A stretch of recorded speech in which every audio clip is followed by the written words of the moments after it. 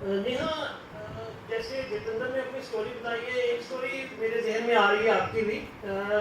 Operation baby उठाओ काफ़ी दिलचस्प थी कि आरएसएस जो बातें औरतों की करता है कि हम बहुत ही औरतों की भलाई की बात कर रहे हैं, ये कर रहे हैं, कैसे आदिवासी क्षेत्र से लड़कियों की तस्करी की जाती है ऐसे अच्छी शिक्षा के नाम पे। उस उसका एक संबंध पंजाब से भी है उस स्टोरी का। उसके बारे में थोड़ा हमारे लोगों को बताइए। हालांकि मैंने उसको कई साल पहले जब ये पब्लिश हुई थी पंजाबी में भी की थी वो। तो 2016 में मैंने एक रिपोर्ट पब्लिश करी थी आउटलुक मैगजीन के साथ। उसमें मैंने देखा 31 लड़कियां जो 3 से 11 साल की उम्र की थी, जो बोडो और संथली समुदाय की थी, असम के 5 डिस्ट्रिक्ट से। उसमें से उनके पेरेंट्स को 2014 के अंत में बोला गया कि विद्या भारती, सेवा भारती और राष्ट्र सेविका समिति, जो आरएसएस की 3 ऑर्गेनाइजेशंस हैं, उन्होंने कहा इनके घर वालों को जाके कि आपके बच्चे अब पढ़ नहीं रहे हैं, आप हमें इन्हें दे दीजिए, हम इनको फ्री पढ़ाई के लिए ले जाएंगे, वहीं रखेंगे, खाना पीना पढ़ाई सब कुछ फ्री होगा। तो ये बहुत ही गरीब इलाके हैं अंदर आसाम की 5 डिस्ट्रिक्ट में जाके। तो उन्होंने पेरेंट्स ने इनको ये पेटियां सौंप दी, और ये 3 से 11 साल की उम्र की लड़कियां। एक बार और जब पेरेंट्स ने ये लड़कियां इनको सौंप दी, तो उसके बाद उन्होंने उन लड़कियों के डॉक्यूमेंट्स और फोटोज भी उनकी ले ली। और ये ऐसे पिछड़े इलाके हैं कि आप जब एक बार डॉक्यूमेंट या फोटो ले लें और आपके पास कॉपी नहीं है तो दोबारा कर नहीं सकते। तो जब पेरेंट्स ने भेज दी लड़कियां, तो वो 1-1.5 साल तक अपनी बेटियों से बात ही नहीं कर पाए। और क्योंकि उनके डॉक्यूमेंट्स ले लिए थे, तो वो किसी तरीके से प्रूव ही नहीं कर पा रहे थे कि हमारी ये बेटियां हैं जिनको हमने इनको दिया है। तो जब इस बारे में पता चला, तो मैंने ये 31 लड़कियों के बारे में ढूंढा वहाँ पे।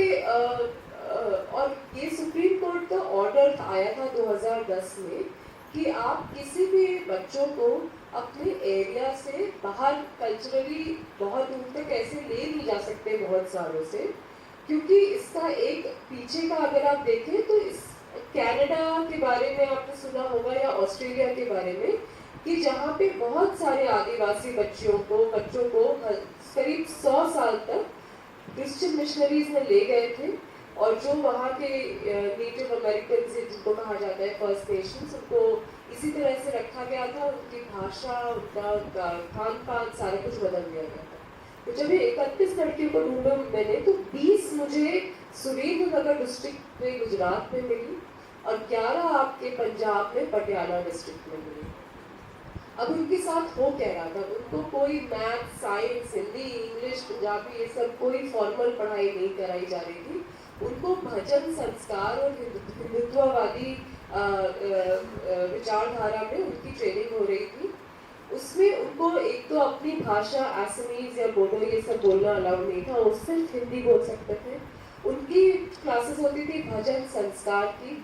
उनकी ये ट्रेनिंग होती थी कि कैसे अपना आत्मदाह करें, अपनी इज्जत मुसलमान और क्रिश्चियन लोगों से बचाने के लिए। और बहुत सारे बच्चे जो अभी आ गए थे, जब वो क्योंकि 3-4 साल के बच्चे थे, वो अपनी भाषा भूल चुके थे, यानी कि जब वो अपने माँ बाप से जब भी मिलेंगे वो उस भाषा में बात नहीं कर सकते। उन सारे लड़कियों के साथ साथ ये भी था कि जब ये स्टोरी आई, और आपकी चाइल्ड वेलफेयर कमेटी पटियाला ने कई बार कहा कि ये बच्चियाँ वापस भेजनी चाहिए, यहाँ पर नहीं है, मगर आरएसएस ने इस बात पे ध्यान नहीं दिया। इसको हमने ऑपरेशन बेटी उठाओ कहा था, क्योंकि हमारे सरकार के लोग कहते हैं बेटी बचाओ और बेटी पढ़ाओ, मगर इन्होंने बेटियों को उठा लिया। तो मुझे पता है कि 2 ही मिनट है। तो ये स्टोरी आई थी, मगर मैं इससे 31 लड़कियों की स्टोरी थी। मेरे पास सरकारी डॉक्यूमेंट थे, पेरेंट्स के जो है बयान थे, बच्चियों को मैंने ढूंढ लिया था कि वो कहाँ है, तो उसकी फोटोग्राफ्स और बयान थे। तो मेरे ऊपर वो केस नहीं कर पाए क्योंकि वो फैक्ट्स को काउंटर नहीं कर पाए, मगर उन्होंने मेरे ऊपर दंगे भड़काने का और डेफेमेशन का केस किया। मगर साथ साथ ये बताना चाहूँगी इसकी इम्पोर्टेंस इसलिए ज़रूरी है क्योंकि अगर आप मैं नहीं कह रही, ये कोई और नहीं कह रहा, ये खुद सरकार की CBCID रिपोर्ट कह रही है कि पिछले 10 सालों में 10 लाख बच्चों को नॉर्थ ईस्ट से इस तरह ले गया है।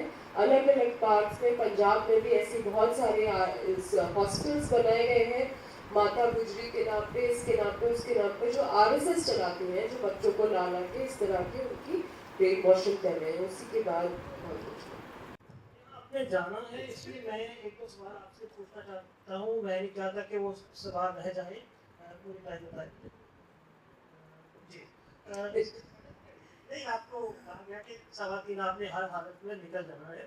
तो जो आजकल ऑल्टरनेट मीडिया है, जिसको प्रोग्रेसिव मीडिया कहते हैं, कुछ संस्थान है, कैरवान भी है, वाई भी है, आपको इनके काम से क्या शिकायत है? मैं बहुत ही संक्षिप्त में बोलना चाहूँगी।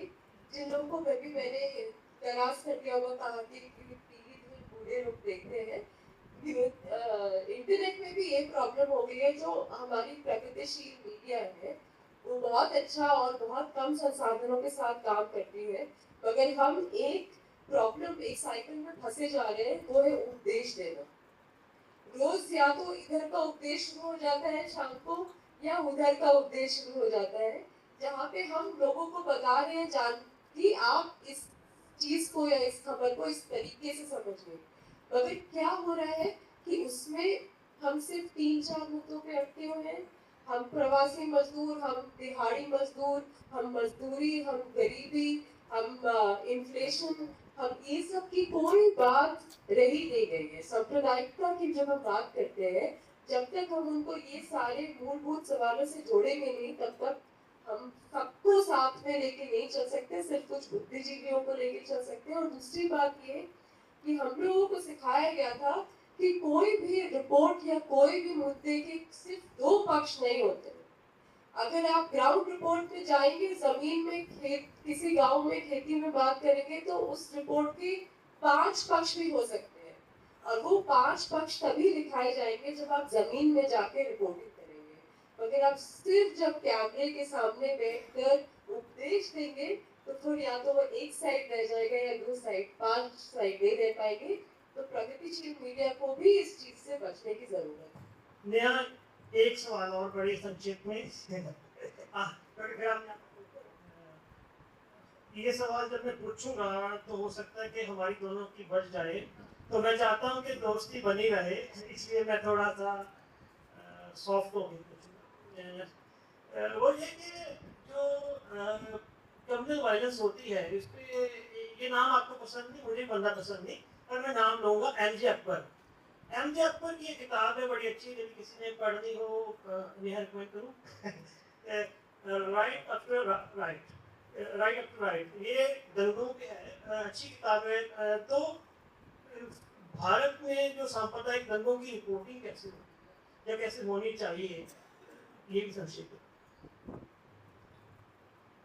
झगड़ा तो बात ही करिए, मगर मुझे ये लगता है कि जिनका इन्होंने नाम बोला है एज अ महिला पत्रकार, मुझे इससे दिक्कत है कि उनपे करीब 18-20 औरतों ने उनके ऊपर सेक्सुअल हरासमेंट का केस लगाया हुआ है।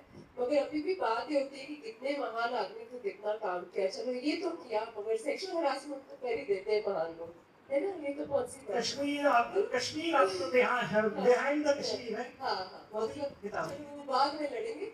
मगर बात मैं कह रही हूँ कि जब कम्युनल वायलेंस की बात आती है, मैंने किताब लिखी है मेरी लाइफ जो सही था इसको एक सही था, वो करते वक्त मैं मुजफ्फरनगर के दंगों के बारे में बात करी। मुजफ्फरनगर दंगों में बहुत सारी महिलाओं के साथ सेक्सुअल वायलेंस हुआ था। जब मैंने उस पर रिपोर्टिंग करी सेक्सुअल वायलेंस पे, करीब 100 लोगों के साथ ऐसा हुआ था, मगर यौनिक हिंसा के सिर्फ 7 औरतें ने जाके कोर्ट में केस फाइल किया कि हमारे साथ ये हुआ। मगर मुझे भी अपनी रिपोर्टिंग की लिमिट और तब समझ में आई जब मैंने देखा कि मैंने तो उनके बारे में लिख दिया, मगर जब वो कोर्ट से केस फाइल करके वापस आई, तो उन्हें गांव में उन्हीं लोगों के खेतों में काम करना पड़ा जिन्होंने उनके साथ ये वायलेंस किया था। तो मुझे ये समझ में आया कि हाँ, सांप्रदायिकता है, जेंडर वायलेंस भी है, यौनिक हिंसा भी है, मगर ये खेत मजदूर औरतें भी हैं। तो उनकी वो बात जब तक हम बाकी दोनों चीजों से नहीं जोड़ेंगे, तब तक हम पूरी बात नहीं कर पाते। यहाँ बिल्कुल लास्ट सवाल है, हम आपका पूरा फायदा लेना चाहते हैं। यूट्यूब पे जो पत्रकारिता हो रही है उसमें फटाफट में हो रही है, पत्रकारिता तो हो ही नहीं रही। एक तो ये कि आप इससे कितने संतुष्ट हो, दूसरी बात ये नेहा कोई यूट्यूब चैनल बना के पत्रकारी करे, इस तरह की पत्रकारिता करे, क्या वो नेहा कर सकती है? मतलब कि किस तरह की हो रही है, मेरा ये सवाल है। मैं ये कहना चाहूंगी कि मुझे लोग इत्तेफाक रखेंगे कि नहीं, मुझे यूट्यूब पत्रकारिता से बहुत ज्यादा खुशी और उम्मीद, क्योंकि मैंने हर जगह देखा है जब बड़े बड़े दिल्ली में बैठे हुए पत्रकार, बड़े बड़े न्यूज चैनल रिपोर्टिंग नहीं करते हैं, हमारे साथ यहाँ पे लोग बैठे हुए हैं, चक्रवर्ती जी और बहुत सारे लोग, जब वो नहीं करते हैं तो यूट्यूब के लोग वो मुद्दे उठाते हैं, उनके गांव की सड़क टूटी होती है वो उठाते हैं और वहाँ के डीएम वो चीज देख के उन पे प्रेशर पड़ता है। तो बहुत बड़ी बड़ी बातें ना भी करती हूँ, मगर जो जिंदगी लोगों की डेली बेस पे चलती है उस पे यूट्यूब पे बहुत लोग हर भाषा में करते हैं और यही हमें आगे लेके जाने वाला है। तो बहुत अच्छी बात है कि बड़े बड़े मेन स्ट्रीम उनका ध्वस्त हो गया है। दिल्ली, मुझे नहीं लगता कि दिल्ली में और बॉम्बे में बैठे हुए पत्रकार कोई पत्रकारिता कर रहे हैं जब तक वो जमीन पे नहीं जा रहे, तो वो बहुत अच्छी बात है। नेहा नहीं कर सकते यूट्यूब पे, क्योंकि नेहा वही है ना, पत्रकारिता का मतलब वीडियो हो गया। पत्रकारिता में लोग लिखते भी है, ऐसा लोग भूलेगा, तो नेहा लिखती है, मगर उस लिखने के बावजूद हम पत्रकार या जो भी हमें समझे हम है, उसके लिए हमें वीडियो पे आने की जरूरत नहीं।